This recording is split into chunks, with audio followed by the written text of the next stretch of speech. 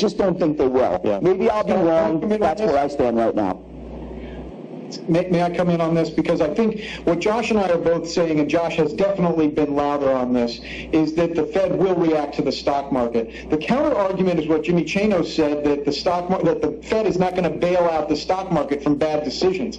I'm pretty sure what he's referring to there is GameStop, AMC, non-fungible tokens. I'm pretty sure that's what he's referring to. If Apple, just to pick a name out of a hat, but a pretty important one, if Apple's multiple, if somebody buys it today at 26 times earnings, and it goes down to 20 times earnings, that's a different story. That wasn't a bad purchase that needs to be bailed out. That's the market saying something is dramatically wrong that is affecting the economy, and the Fed does need to react to it. So if the counter argument is that the Fed put is to bail out bad actors, the person buying Apple today or yesterday isn't the bad actor that we're talking about. The mere notion that some are waiting around for the Fed to be more dovish tomorrow, for Jay Powell and his team to get around, that they're going to be mistaken. And if they were, that in and of itself is, to some degree, Jim Lebenthal, quote unquote, bailing out the stock market, right? So the stock market is crying out. That's always the case. That's been the case for as long as I've been alive, and we can moralize about it. I like moralizing about it too, but the Fed has bailed out the market for